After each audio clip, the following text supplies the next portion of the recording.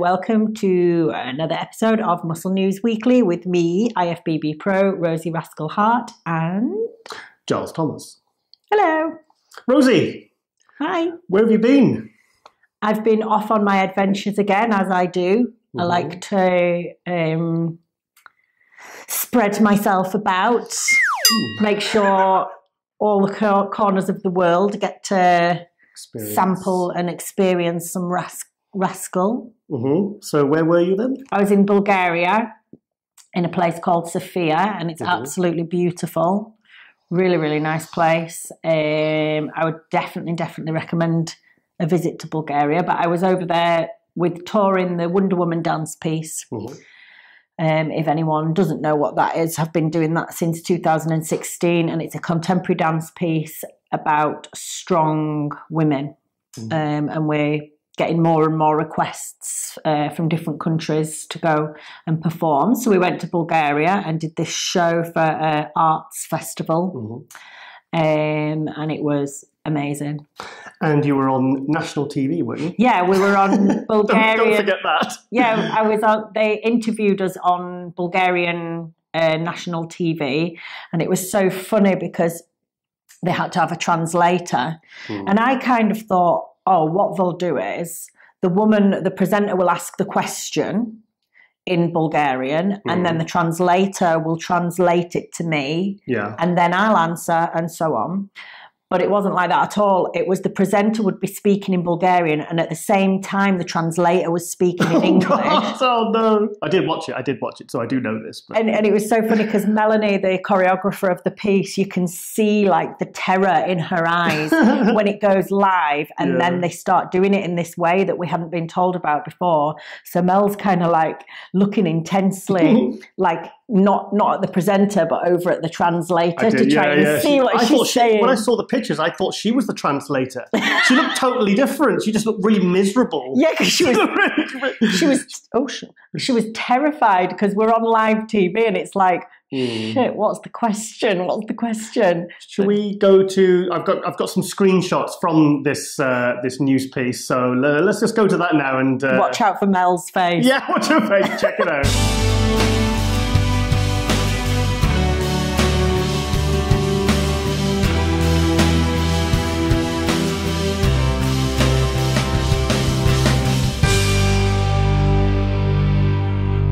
So that was really exciting. Yeah. I mean, obviously, I was missing you so much.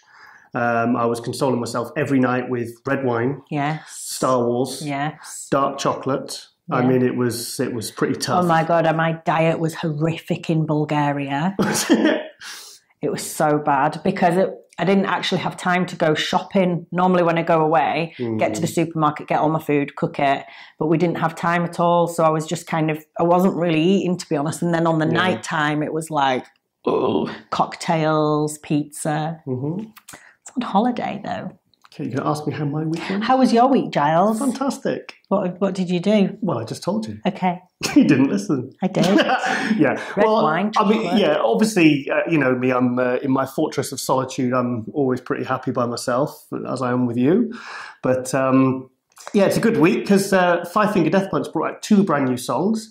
And, well, we'll talk about this at the end of the show, but the big film. Avengers. Wow. Avengers. Yeah, so we'll talk about that later. Let's get back to bodybuilding. Yeah. So what we're kicking off with? Well, first of all, there's a bit of news came in last night, and I know very, very little, but there's 2 big new events coming to UK, both in Coventry, where the second Two Bros Pro event run by Bob Chick and his partners. Obviously, saw we had Matt Salis on the show the other week. I'm sorry, the cat is up my nose again. Oh, God. But yeah, so check out these posters, got a few details on there, so have a look at that now.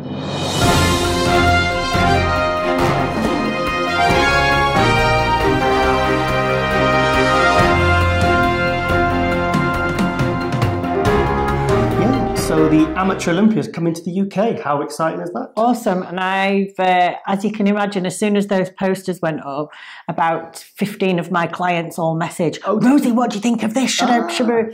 So hopefully I'll be having some clients in those. I messaged, I won't say the names in case they don't want me to to mention they're doing it, but a couple of my clients that are really good, I'm trying to get them to do that. Okay. So, because I think, you know, a pro card could be in the 21 pro cards. Top 3 in every class. It's top 3 overall. I don't know quite what that means. I'll get some details for next week, and we'll get it all finalised. And I'll speak to Bob.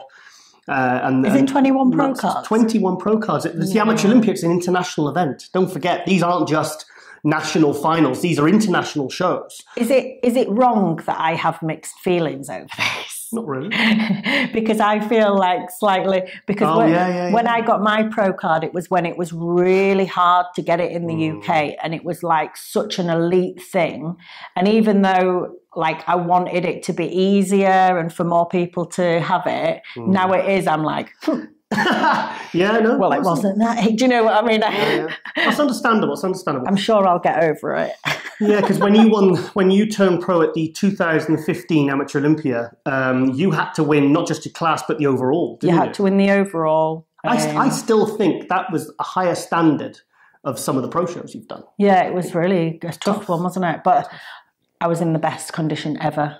Yes, of my life. So yeah, I've never seen your condition like that since that. I mean, I remember took some pictures backstage, and I mean, your condition, even 2 weeks out, you were ready. Yeah, I think. I mean, it boils down to the fact I'd had so long off before. I think really my body just like it responds so much better. Body and mind actually responds so much better when I've had like a long time away from stage. Yeah. Yeah, that's understandable. But yeah, so 21 pro cards, 21 pro cards. Go get 21 pro cards. Go. So I just jumped into my head, as a lot of things do.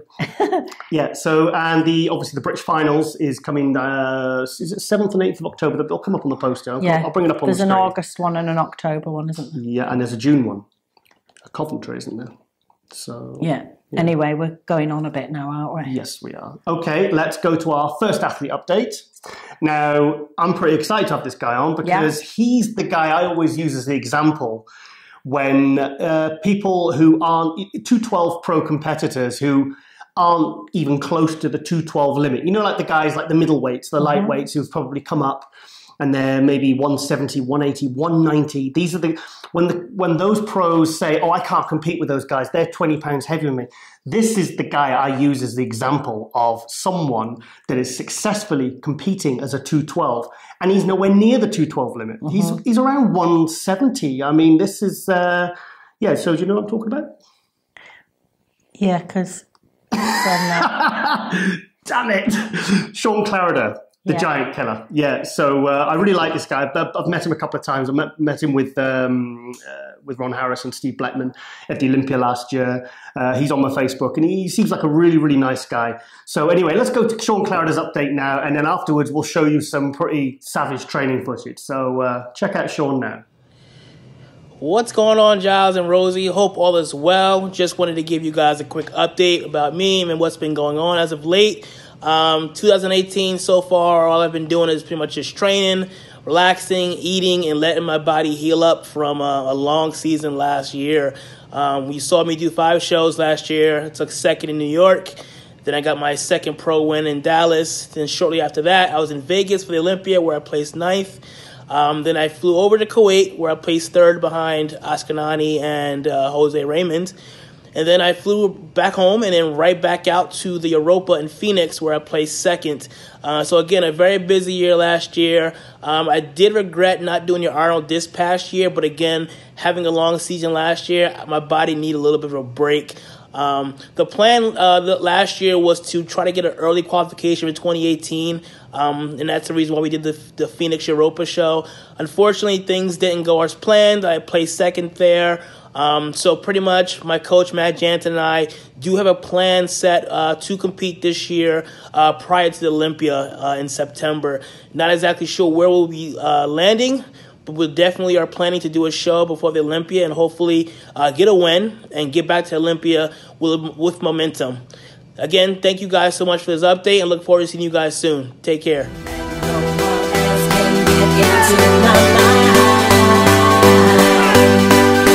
Control all my thoughts and my moods all the time.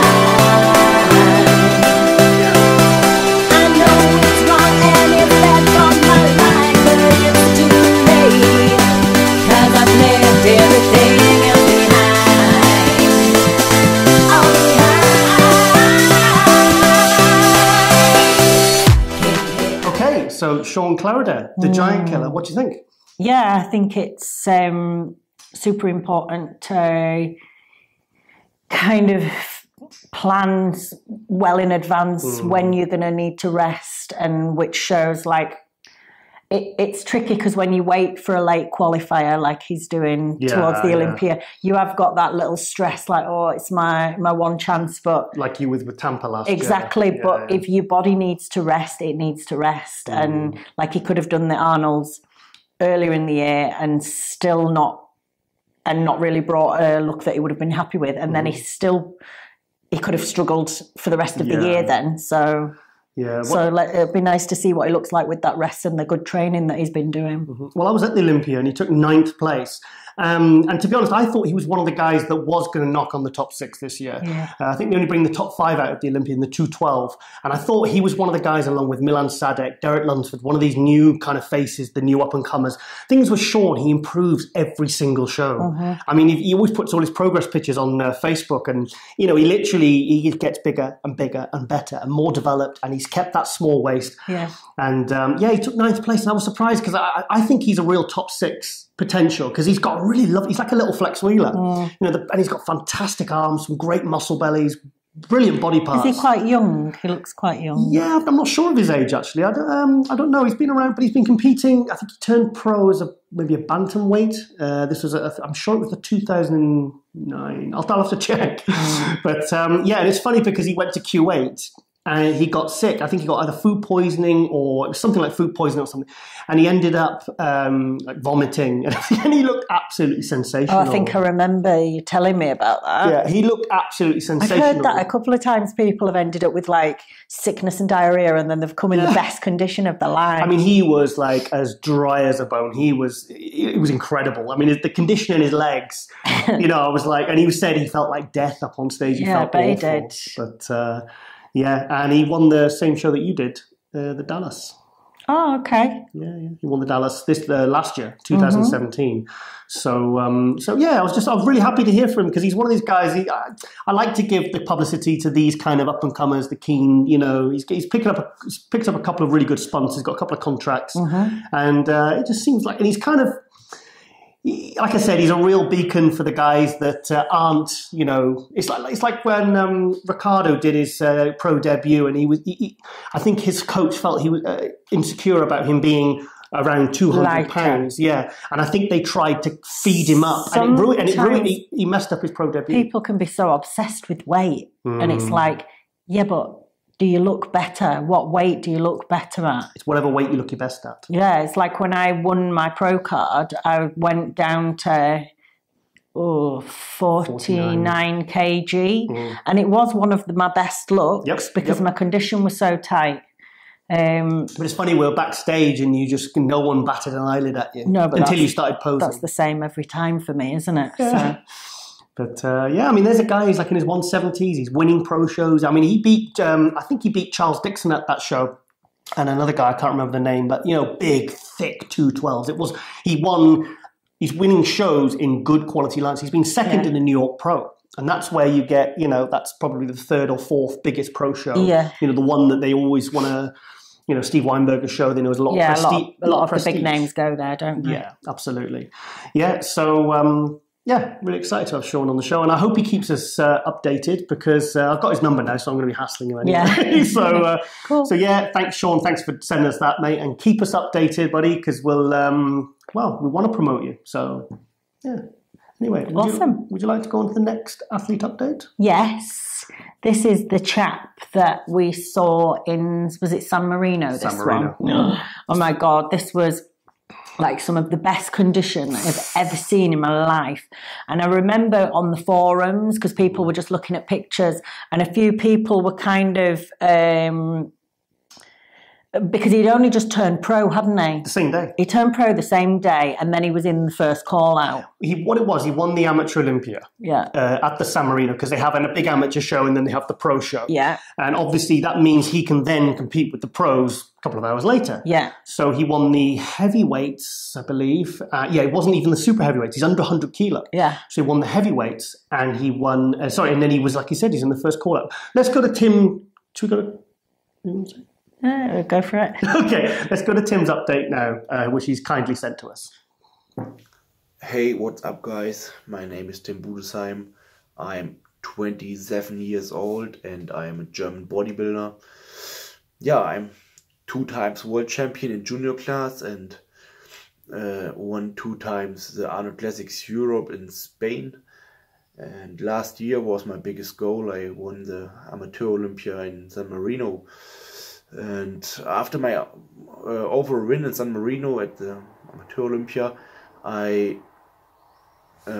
compete at the San Marino Pro and take it San Marino Pro the 4th place. It was unbelievable. It was very, very nice for me, and it was a very hard lineup. I think maybe 27 athletes, and 4th place was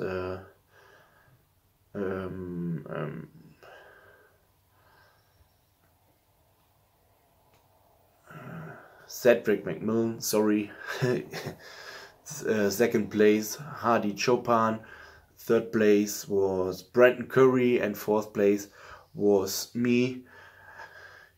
Yeah, it was very, very nice for me, and nice, yeah. I don't know where I compete next time. I had a very strong preparation last time. I'm a technical student and I have a little family. I have a little son, and yeah, it was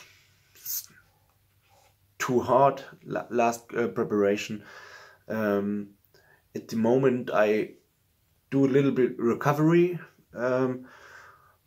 for my health, for my body, and next week I start with my next off season, and I think I start my next preparation in December. From May till December I show which body weight I can become. I hope I am in December 10 kilos more, but I don't know. I do my best, and I think I compete the next time at the Arnold Classics in Columbus, Ohio, or compete the next time in New York Pro next year, or I compete the next time in San Marino Pro this year in November. I'm not so sure what is possible for me. I see in the next month how did I feel me. Yeah. Thank you for MD that I can representing me. When you will follow me, you can follow me at the YouTube Tim Budesheim, or Facebook Tim Budesheim, or oh, I speak a little bit German between. You can follow me at Instagram Budesheim/Tim. Thank you for support and follow me. And when you will see some German bodybuilding stories, you can show at Rep1 www www.rep1.de. It's important. Yeah, what can I say? I don't know. Thank you for all guys for support, and yeah, I hope you can see me fast at the stage, and yeah, I give my best. Thank you. Best greetings from Germany. Next time I speak a little bit battle English. Bye bye. Ciao. Yep, so Tim Buttershine. Yeah. Awesome. 27.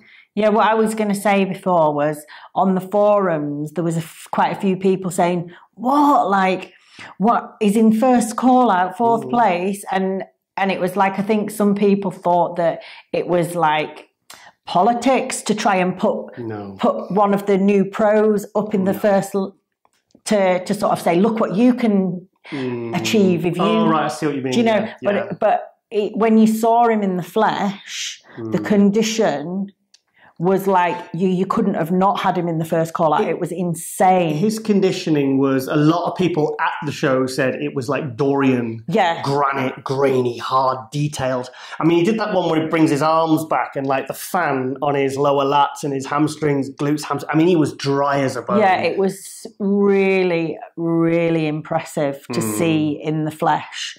I don't think the pictures people could really see how insane he was conditioned. This isn't the first time I've seen Tim. I've actually featured him in columns a couple of times over the last 7 years in my MD column and my other columns. But the first time I saw Tim was at 2011 when I was reporting for MD for the Arnold Europe. It was the first Arnold Europe. It was the first Arnold Classic outside of America. And he won the juniors. I mean, he just completely, it wasn't even funny. He completely destroyed everyone. He was gigantic. He was pretty much not too much smaller than he is now. Really thick and, nice balanced physique. And it's good because he's really developed a very, very good quality physique there. He's really, I think he needs a bit more overall. I'd like to see something that could give him a bit more taper. Yeah, because he's not like got the smallest waist to shoulder ratio. I mean, he's not like thick in the waist, but he hasn't got that crazy X frame. But he's 27. Yeah, like he's 27. Yeah. The sky's the limit for that guy. Yeah. In fact, let's go to the first call out now, and this is from San Marino.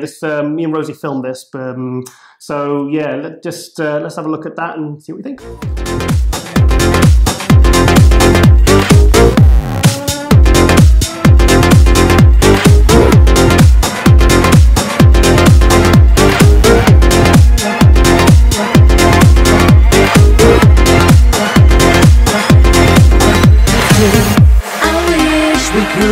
Go back to our first kiss. I'm standing here and it's you that I miss. And I'm standing alone and the air's getting cold. Now I'm lonely. You walked and I waited for you to turn back, and I missed it.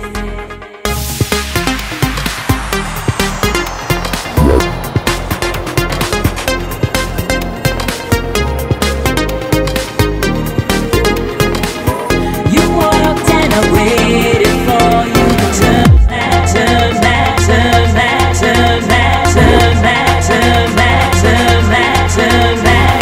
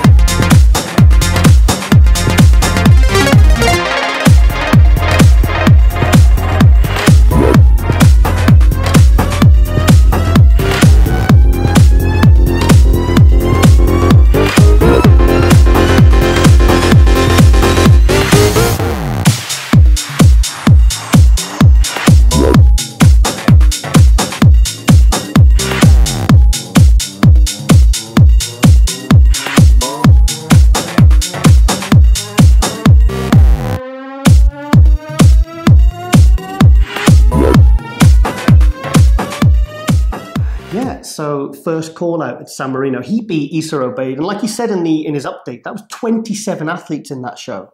And it wasn't some small, overseas show. This was a good lineup. Yeah. He was getting third place was Brandon Curry. Yeah, it was good names. Yeah, I mean, Issa Obeid, he's always on. I mean, he's won several pro shows and he's been top 15 at Olympia. So, like he said, he beat Rafael Brandão, who was arguably the other star of the show, who I'm going to feature actually next week. Another Brazilian. The one that just turned pro as well, yeah. Rafael Brandão, yeah. We'll talk about him next week. The beautiful shape. Yeah. I mean, there's another one who's, 24 years old. Sky's the limit for people like that. So, so big thank you there for Tim for sending that in as well. And like I said, keep us updated. Okay, I'd like to talk about Flex Lewis again. Okay, it's just a quick news item. He's kept me updated. He has, as you know, Flex has a lot of partnerships and a lot of projects going on around the world. He had in partnership a show in France. He's got a show in France? Yeah, he's got a show. Yeah, obviously he's used his name to promote it. He's gone over there. He's guest posed. Yeah. And he's put. And actually, it's funny enough. The guy who won the overall was Neil Hill's client. In fact, I think I recognise that guy. I'm sure I featured him in a few years ago. I'll find out his name afterwards. Cool. But let's go to a couple of quick photos of Flex on stage, guest posing in the off season, so you can get a look of whether he's on target for the Olympia. You know what the fans are like. They like to judge. Does he look like a giant baby? Big toddler. Yeah, bodybuilders look like giant babies in the off season, don't they? You always say that, don't you? Yeah. Yeah. Okay, so let's check that out.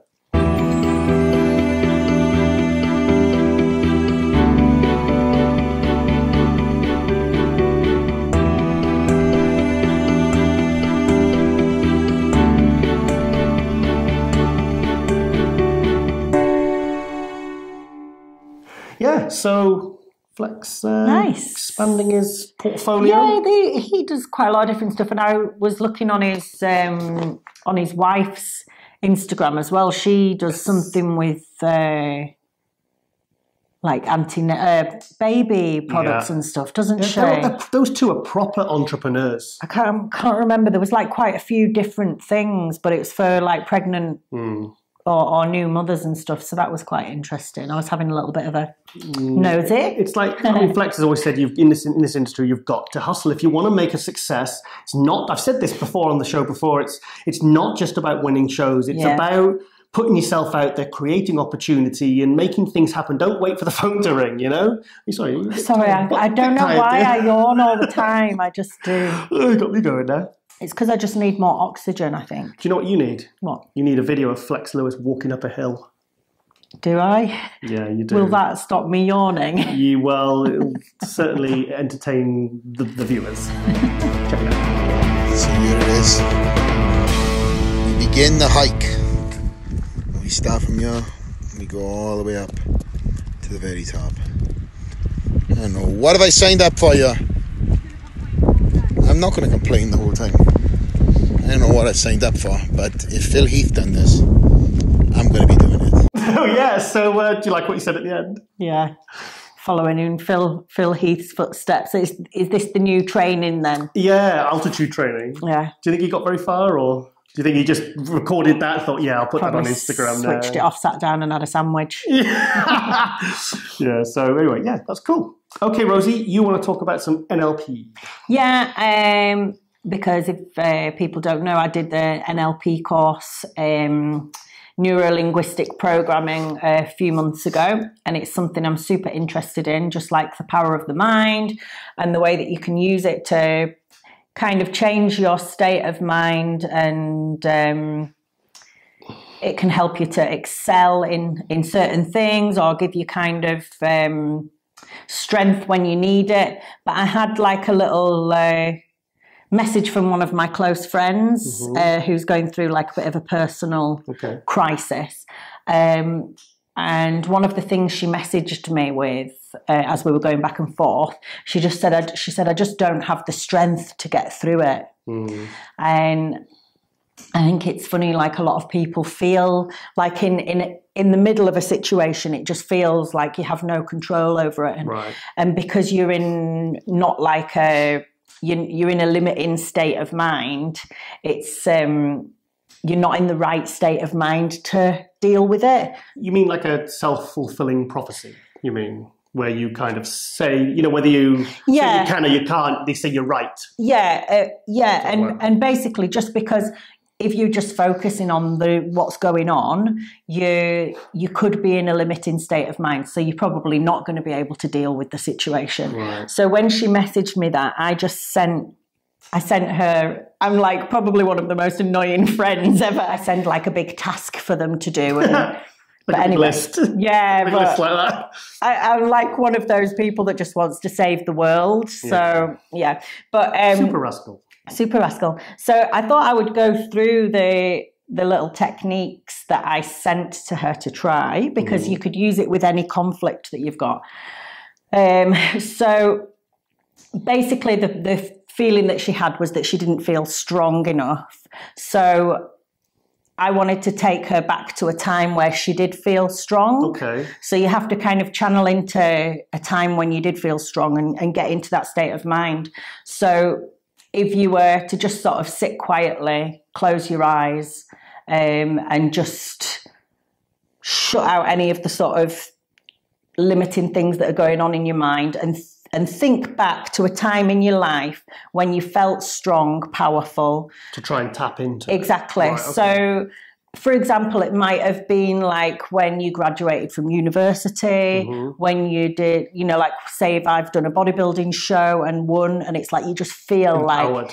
like, or like at the end of a training session, you just feel everybody can remember some time. So I told her to think back to this time, and then what you do is you decide which hand, whether it's strong, weak, and it will come into one hand or the other, and you have your eyes closed and you think about the feeling of being strong in there, and then you start thinking about the colours, the sounds, the smells that you remember about that time, and you go deeper and deeper and deeper, and then you try and intensify that feeling even more and even more, and you will start to get like a physical reaction in your body. So even just remembering something from the past, you'll have a physical reaction. Like if you started thinking about when you felt confident and strong, you'd probably find that your head starts to lift and maybe your heartbeat would start to beat a little bit faster. And you could also humanize the feeling. So you could think about a person that is strong that you look up to and give it a name and a person, humanize it. And then what you would do is go to the other hand with your eyes closed still, and you would think about the limiting feelings. So the feelings of not having control, feelings of being weak, emotional, always crying all the time and not really being able to kind of like get your head around anything. And then you do exactly the same with that one. So you think about the way it makes you feel, think about maybe the colour that it is. And is it trying to get more your brain to think logically rather than emotionally? Because when you're emotionally, you're dealing with, you're making decisions and actions and feelings based upon your emotions. But when you take an action, a physical action, it's like you're trying to reprogram your mind. Is that along? You're basically trying to tap into your unconscious. Yes, that's what I mean. Because your unconscious knows what to do. But you're kind of out here, like in the conscious mind. Yeah. But once you have these two feelings, once you've got these two feelings, and you've kind of realized what's going on with this strong one, and you've realized that you can tap into that state of mind whenever you want because you've used it before, it's there. And you've got this weaker version. And then what you do is you realize that the two are actually trying to help you. The one where you're emotional and feeling crazy all the time is actually trying to help you too, because what it's doing is it's sending you signs that something isn't right, and it's trying to help you come to the realization that you need to do something and get strong. And then the final thing to do is to put the palms facing each other and slowly, with your eyes closed, take them closer and closer and closer. And you bring the two together and let them know that they're not working in conflict anymore. They're going to work together. Right. And just know that your unconscious now knows what it's got to do, and it knows it's got the strength of mind to deal with whatever situation. Wow. and then off you go. And it's really very powerful. And it's not like sounds like a type of meditation. Yeah, it's like a trance state, slight hypnotizing. Like a self-hypnosis. It reminds me when we met your friend John the other week, and he talked about, I was talking about some dreams I was having, and I said bad dreams. He says, well, there you go. You said they're not dreams. You've attached the word bad to them. Yeah. He said your subconscious with your dreams and everything. He says it's all trying. He said your subconscious is basically your best friend. Yeah, it's not trying to tell you something. It's not a bad dream. It's just a dream, and it's trying to tell you and help you. Yeah. All the bad stuff that happens, the bad habits we have. It's our unconscious trying to help us. Yeah. Like when I bite my fingers, or when I do the binge eating, it's my unconscious mind giving me signs that there's something not right that needs dealing with. Yeah. So you have to look at them as blessings and listen to them, and then you can do these little tricks to just kind of tap into your unconscious a little bit, and they really do work. You'll find that maybe like a day later or whatever, all of a sudden something comes to you and you're like, fuck, that's what it was. It's really crazy. Fantastic. I think we should expand on the binge eating you experienced for many years. Yeah. I think we should talk about that in a future episode as well, because that's something we wanted to include it in our YouTube show, the Tiger and Rascal show, but it was hard to try and squeeze it into just a few minutes and trying to get it really covered properly to do the subject justice. We had to really.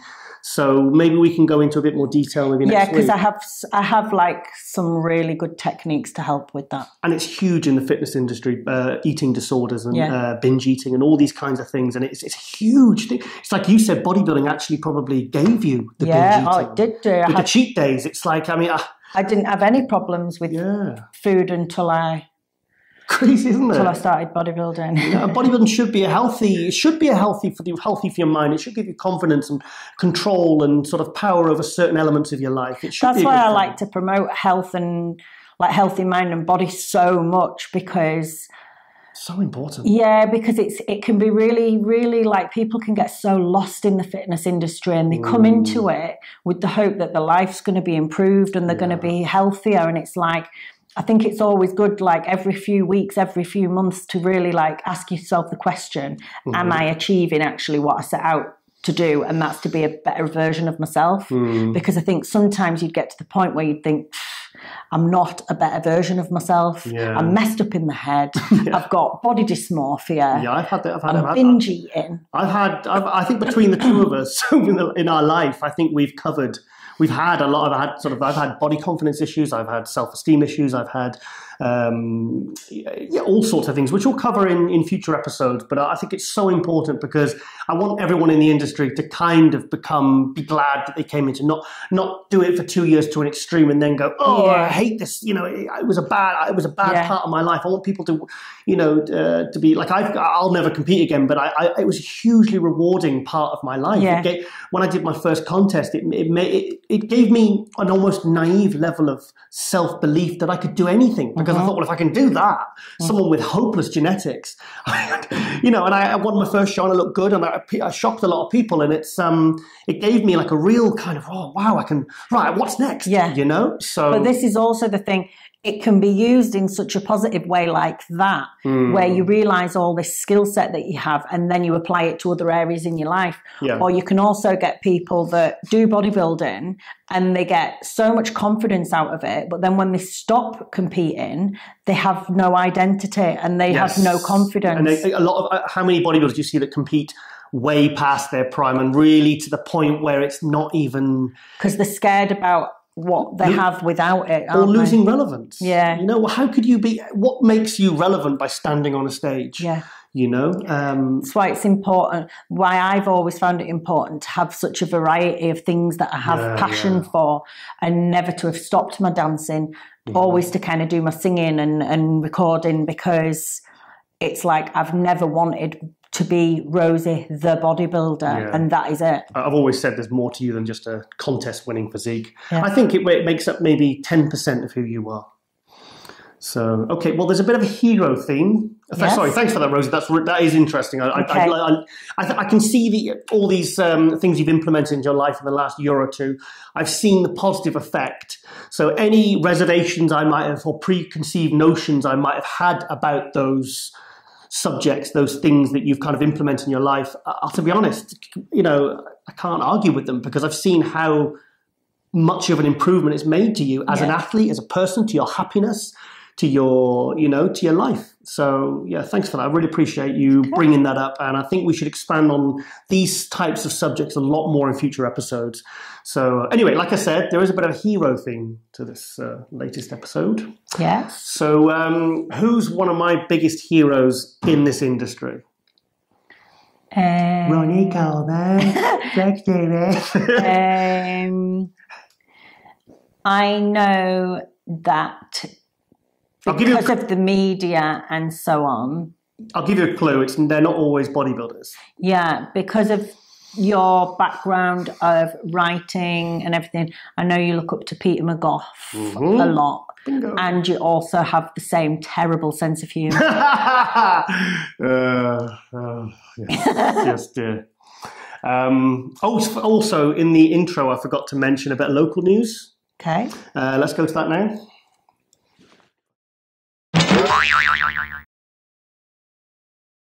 Yeah, so now you can legally buy Viagra in the supermarket. Isn't that great news, Rosie? Just glad they've finally done this after all the campaigning we did. Yeah. So, I actually bought some of the eye drops, though. Okay. Yeah, they make you look hard. Make you look hard. Let's move on to Peter McGough. Okay, well, anyway, I think that's fantastic, Sainsbury's. I think it's great that you're keeping the British end down. Yeah. You laughed! Once a year that happens. Yeah. I've got it on film. Come on. Yeah, anyway, sorry, let's go to Peter McGough, who's really kindly... It's funny because he sent me this update, and it said 52M, and I thought he meant minutes. 55, it was 55 megabytes. And I thought 55 minutes is freaking what your life story, mate. Did a whole stand-up show. Yeah, did all magic tricks and it was. But anyway, yeah. So let's go to Pete McGough, who's very, very kindly sent us this update from his office. Lovely office, yes, in Florida. So let's go to that now. Hello, this is Peter McGough, aging juvenile, residing in Southwest Florida, reporting in to MD. Giles and Rosie asked me to be on the program, which I'm grateful for. I really appreciate that. These programs get better and better by episode, but I'm going to put an end to all that now, okay? It'd also be remiss of me not to congratulate Rosie and Giles on all the inroads they're making in bodybuilding media with working for MD, the play-by-play, interviews, columns, etc., etc., the supplement firm branded in Rosie's name. I'm just waiting for the Rosie shower curtains and pyjamas, and then we've got a customer. So this is an update they've asked for. They said, all your fans want to know what's going on with you. So to all my fans, both of you, this is an update. I still come on to MD. I come on every day and see what's going on. I learn something. Sometimes I don't. But, when you get to my age, it's nice to sit back and just watch the children play. Bodybuilding-wise has been the least productive year for me this last 12 months, 15 months. The last bodybuilding show I actually went to was the 2017 Arnold. So that's over a year. I had to miss out on this year's Arnold at the last minute. So I missed out on William Bonac, obviously getting better and better and becoming a threat. But one thing about the Arnold that I'd like to bring up is the Lifetime Achievement Award. This year, Bob Goldman got it, which is not a problem, fully deserved. But I've often thought, and I've said it in the past, that Steve Blechman should be considered for that award. I mean, back in the day, there were 4 main bodybuilding magazines: Hardcore, Flex, MD, Muscle Mag, and Iron Man. The other 3 publishers involved: Bob Kennedy, Muscle Mag, Joe Weider, Flex, John Ballick Ironman, have had the Lifetime Achievement Award. So I think Steve is maybe a little bit overdue, particularly due to the fact that he's now MD is the last standalone bodybuilding magazine. So Steve, whatever you think, he's lasted the course, he's still there. So I think a Lifetime Achievement Award wouldn't be out of order for him. Now, obviously I'm in Florida at the moment. We had massive hurricane damage last September with Hurricane Irma. Insurance company, they went through more twists and turns than an Oksana Krishna routine. But we've now got the roof being mended. We've lost the whole roof. So if you hear some banging about as we go through this, it's the roofers, or it could be Dave Palumbo abseiling through the lounge. You never know. Giles asked me to give everybody a health update. Well, in 2 months, it will be 5 years since I was diagnosed with stage 4 cancer, colon cancer. So I'm very grateful to be here. In fact, I'm very grateful to be anywhere.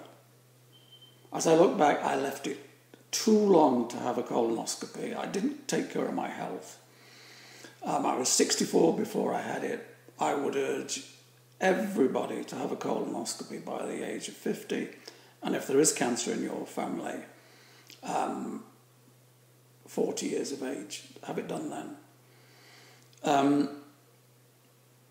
I know there's a thought of a colonoscopy as being invasive, especially if you've not gone through that before. It was certainly the case with me. I remember the first one I had, I went home that night. Never been that intimate in that way.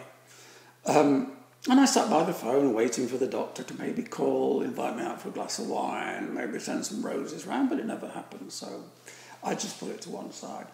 But if you dislike the thought of the invasiveness of an actual colonoscopy, you can have a test now where certain companies you send away for a pack, they send you a pack which is, germ-free, all the rest of it.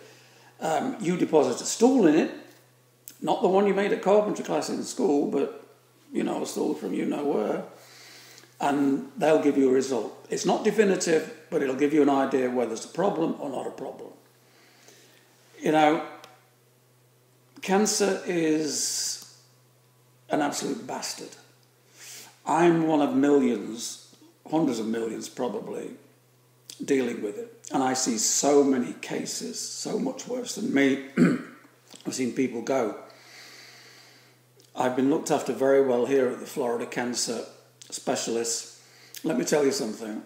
I don't know how much nurses are paid, but they're not paid enough. Absolutely not paid enough. They are angels. In signing off, I'd like to record that I wouldn't be here today without that medical expertise, but more so I wouldn't be there today without the love and help and support and the fighting spirit of my wife, Anne. She's kept me alive. That's why I'm here. That's why I ain't going anywhere soon. There is nothing more important than health. I've found that out. And love that you get from a loving partner. So I'm grateful for the health I have and the love I have from my wife and the support of many members of the bodybuilding community. It really is appreciated. So to all of you out there, I send my best wishes and hope to check in with you all again sometime soon. So it's good night from him and it's good night from me. Thank you. Yeah, so what could you say? Oh, it's totally cute. Yeah, lovely. Nice, yeah. I mean, obviously, he's a very good friend. He's a highly valued member of the bodybuilding community. So I mean, obviously, cancer's touched your family, isn't it? Really? Yeah. It's a scary old business, but I like his attitude. Yeah, it's cool. A lot to be said for a good pun and a good joke and a good laugh. Because, well, basically myself, when Rosie competed at Tampa last year, I wanted to end the trip with something special. So we contacted Peter and Anne and I said, would you like to see us? Because they're not too far. And they said, yeah, come and stay the night. So we ended the trip. Well, if you remember the night, any bodybuilding fans out there remember the British 1990s pro, Ian Harrison. He did pretty well in some big shows. He did the 1995 Olympia. He was a really big guy. And he retired to Florida. So he got in contact, and because he still speaks to Peter and Anne. Yeah, they're not totally far away, do they? Yeah, Ian Harrison. So, he said, yeah, look, I'll come and pick you up on the last day. Yeah. He's about an hour away down the freeway. So he picked us up, and then he took us to Peter and Anne's, and we had some wine and pizza, and it was just... and it's funny, because when we first arrived, Peter you could see he was he'd had a bit of a rough few days. With tired and stuff, wasn't he? And then he just perked up as the minutes you could went see by. him literally, it was like somebody just putting air into a balloon or something, and he was the jokes were coming, the laughs were coming, and he says, oh, I feel so much better, the best I felt in days, and but you could physically, because he was talking bodybuilding, and it was a good weekend, wasn't it? Yeah, it was fantastic. In fact, let's go to this was in episode 7 of our Tiger and Rascal show. I put this, I think, is number 7 as one of my top 10 highlights, our top 10 highlights of 2017. It was being shown around Pete McGough's office. So check this out. Going into Peter's office. Oh, wow. Where the magic happens. That's his jacket from when he ran the London Marathon, and I got it framed and found the article. Which one? Oh, that one. That one. And then we found the picture after, so what's that put in. Fantastic. It didn't fit me, that jacket. It's that little. Oh, yeah. It won't fit me now.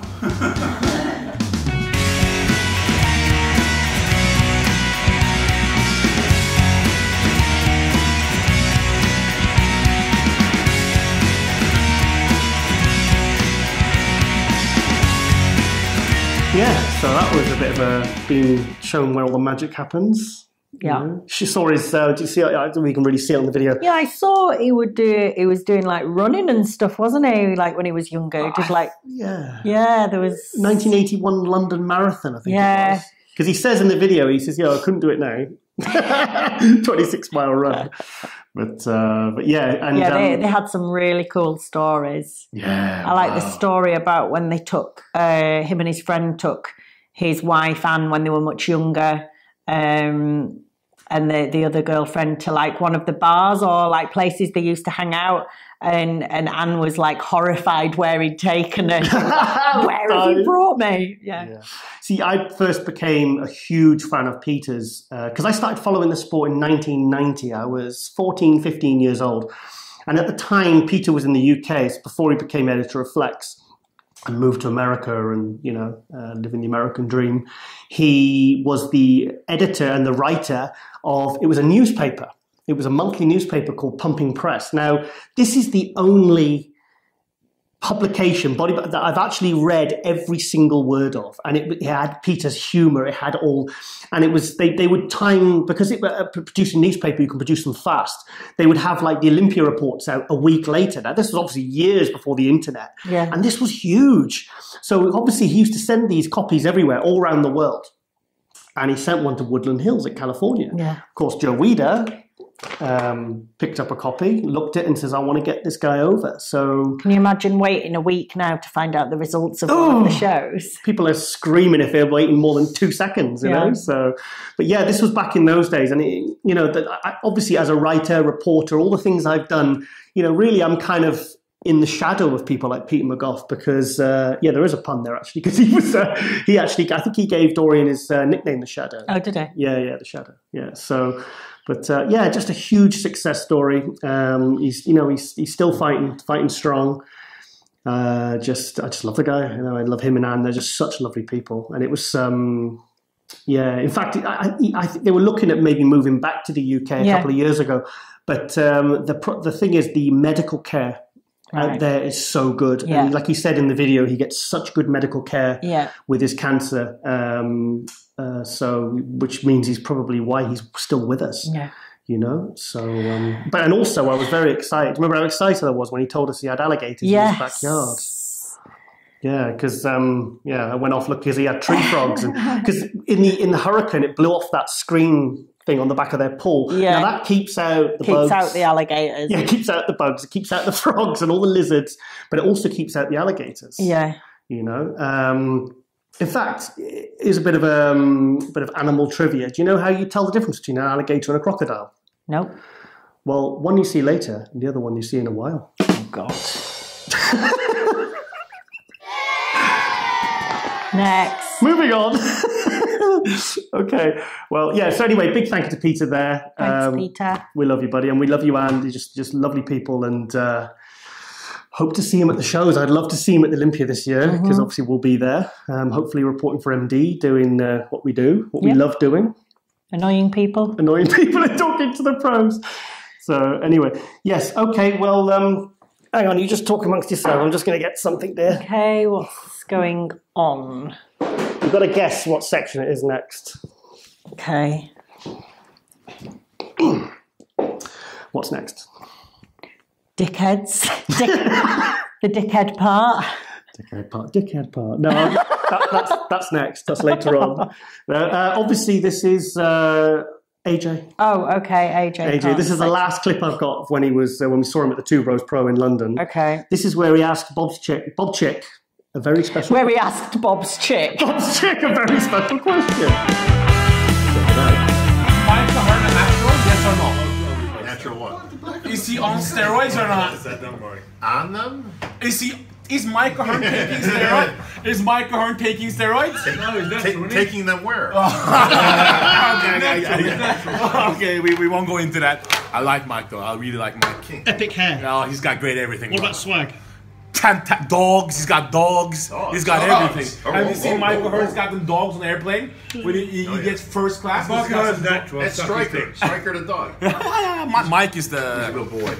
Yeah. So, yeah. I liked how Bob responded. I thought that was very clever. On them? Where is he taking them? I thought that was absolutely fantastic. So, what was I going to say about Bob Chick? No, something about AJ. No, I've forgotten. No, oh, sorry, Micah Hearn. Micah Hearn, who he's talking about. Oh, right. Now, there's, Micah Hearn, because he's, I don't care whether he claims he's natural or not. The guy, he's in his late, I believe he's about 47 now. Yeah. And I think he looks absolutely incredible. Yeah. I just hope I look that good when I get to 40. Yes, darling. So anyway. So hopefully we'll try and get some more of AJ in future episodes. Yep. Now, there's not just one forum member in this episode, but two. Goon gets a pro card. Goon gets a pro card. Well, in a manner of speaking, he's a coach. Oh, his client got a pro card. Yeah, should we go to a little clip of that? Check it out. Thanks, Giles and Rosie. Thanks a lot for having me on, giving me this opportunity. Thanks, MD.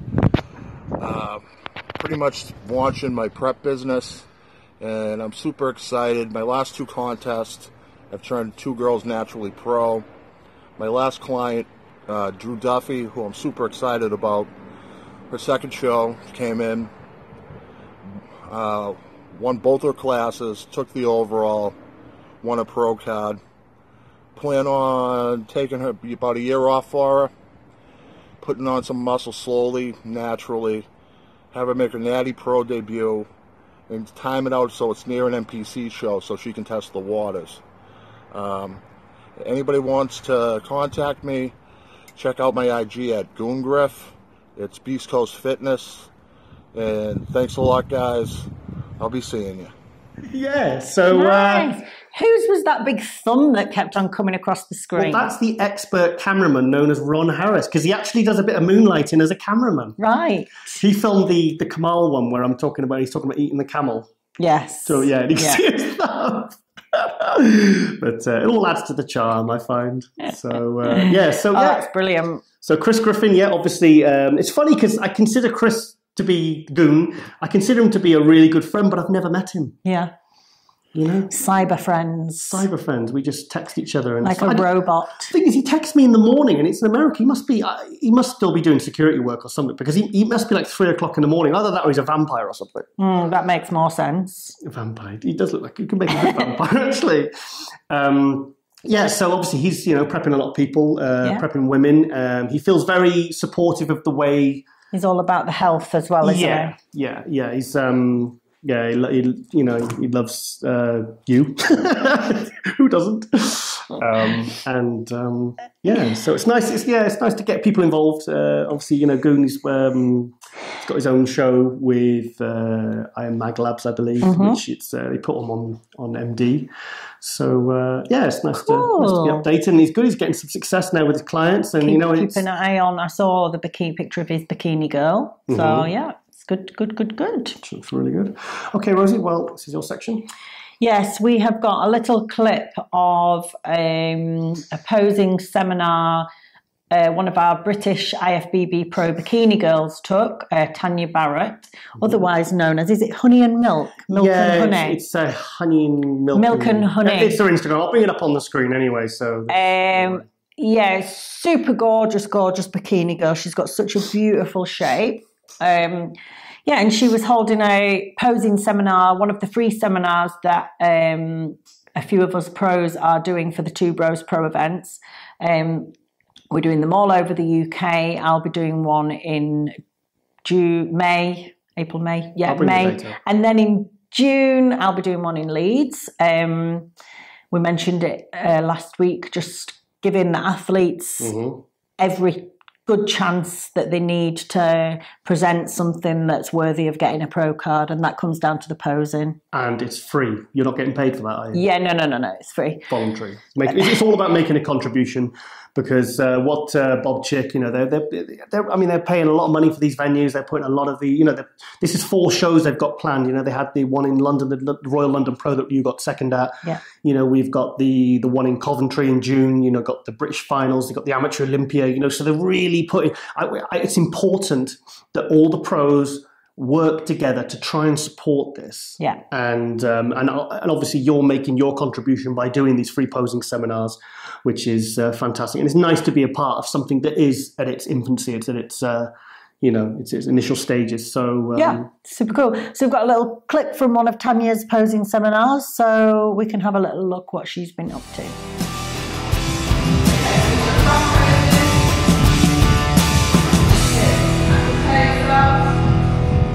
Look forward, lovely, sexy, sassy, straight to the front poses, back poses, prepare yourself to face the front.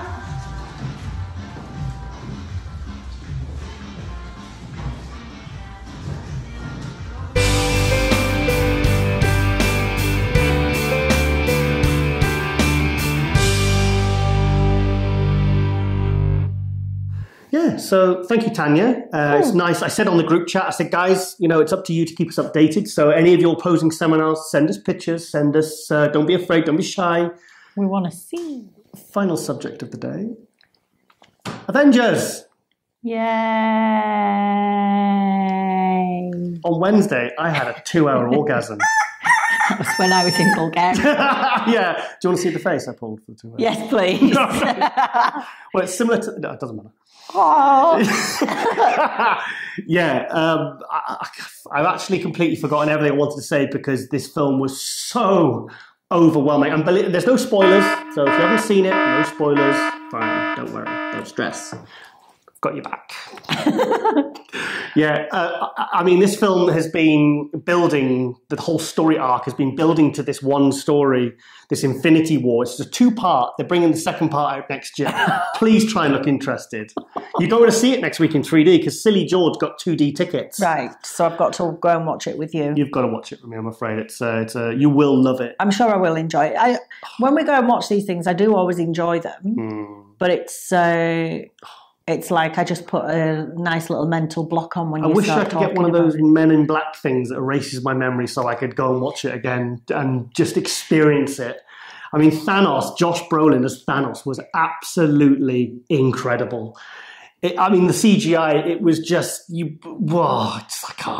is a really shit review, I realise. I'm just absolutely blown away by it. Yeah, it was funny. It was stick to the bodybuilding reviews. And it wasn't so cluttered. I thought with the Guardians and you had Avengers and, the Guardians of the Galaxy, I thought it's going to be too many characters. You're going to have Black Panther, you're going to have this character, that character.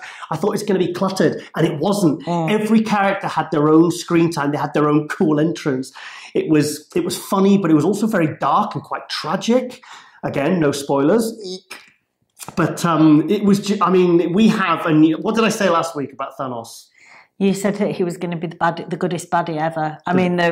Baddest goodie. The goodest, bestest. He's the worst, bestest. Oh, yeah, you know what I mean. Yeah, he was. He's like the Darth Vader for a new generation. Okay, and it's absolutely incredible. This is. I know we can edit this down. Your voice just I was absolutely talking very high pitched now. That's when I get excited. I talk high pitched, Rosie. So yes, I do. Yes, no, I start singing. Yeah. So anyway, as you know, Rosie, you see, I kind of feel a bit like Nick Fury. You know, with this show, do you not think? I don't know who Nick Fury is. Nick Fury, the guy with the eye patch from Samuel L. Jackson. You know, because he's assembling a team of extraordinary people. Yeah. See where I'm going with this? Yeah. It's kind of like what I'm doing with this show. Yeah. So I'm kind of like a Nick Fury. Who am I then? You can be Black Widow because you're dressed like her. Okay, that's cool. And you can kick and stuff. Yeah. Yeah. Badass. Yeah. So anyway, I've actually got a super friend. Because obviously, you know, I have friends. You've got a friend? I have a friend, yeah. I have different friends for different things. It's like you don't like my puns, so I have friends I go to for my puns, like Peter McGough or my friend Claire. I'll go to them with my puns that I know you will not find funny. You'll actually probably just give me a death stare or walk away. But I've also got a friend who he's got the same sort of superhero but also Batman obsession. You know, Clinton. Mm-hmm. So anyway, yeah, I asked him to. I put this hypothesis. I said, "Is this the best superhero film ever?" Okay. And he sent me this. Okay. Hey Rosie, hey Giles. Thanks for giving me a spot on the show. And Giles, thanks for putting me on the spot and asking me the question: is Avengers Infinity War the greatest superhero film ever? So I've been avoiding this question. I've been asking myself this question, and I've been doing my best not to lose any sleep over it. And now you've put me on the spot and I have to answer it. Now, before I continue, I'm going to have to take the Dark Knight trilogy, place them in a box and put them over here. I'm going to have to take the Black Panther movie, put that in a box and place it over here, because those films have a special part in my heart and I cannot judge them whatsoever. Okay. Now, I can honestly say Avengers Infinity War has kicked my favourite Marvel film, Captain America, the Winter Soldier, off the top spot. It has beaten out Guardians of the Galaxy 1, Thor Dark World, and Spider-Man Homecoming. It has just taken them, put them in a bag and beat the crap out of them. Like, I couldn't believe what I was seeing. Like, I had so many different feelings throughout this movie. You got shock, you had sorrow, then hit with so much action and just pure comedy as well. Like, it wasn't like Thor Ragnarok, where it was joke consistently. This was like strategic jokes, strategic one-liners put in exact perfect spots. And they've done it. They're number one. Avengers Infinity War is number one. Alright, so like there's Clinton here. If you want to find out more about me, I have my own movie review show called Through the Cow, which is on YouTube. I don't know, Giles might put a link around here somewhere. But check us out, because I think my review will be out probably in about 4 or 5 days. Going to give some people some time to watch the movie, because you know, when I talk about films, sometimes we do throw some spoilers in there. So I think I'll give you about 5 days to get your asses to the cinema. So that's Through the Cow. All right, Giles. All right, Rascal. Thanks for having me. Just into that. I thought he was going to cry at one point. He like stopped and went, and you could see like he's had an apple gulp. Yeah.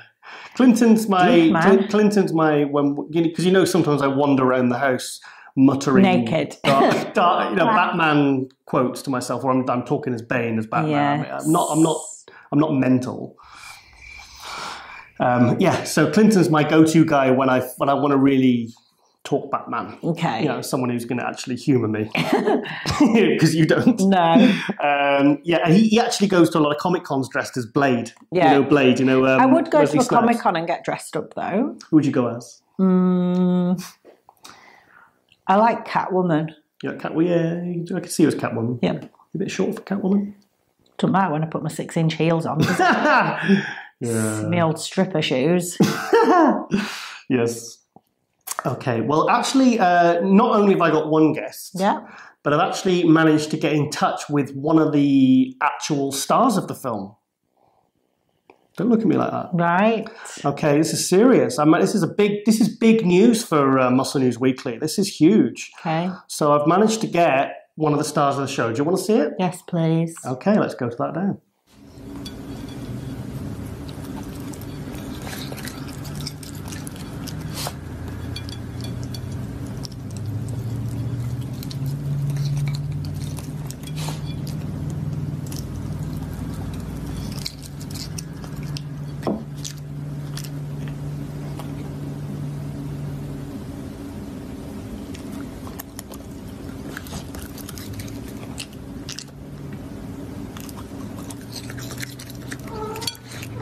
He didn't really say much, did he? That's the best bit of this show. That's the highlight of this whole show. Well, I know.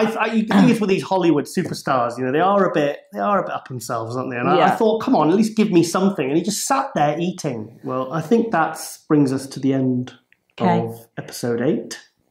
I've had a fantastic time, haven't you, Rosie? Yes, a lovely time. Thank you, Giles. Yes, Rosie. Now, we're going to stick with the superhero theme because one thing I've got is super friends, Rosie. So we'll finish off the show with that today. So a big thank you to all the people who've contributed to the show, all the people who've watched this show. Hope you're enjoying what me and Rosie are kind of doing here. How are you feeling about it all? I just feel fine and dandy. Are you feeling super excited? I'm super excited. Okay, Rosie. Well, big thank you to everyone. Thank you. And let's go to my super friends, and we'll see you next week. Okay.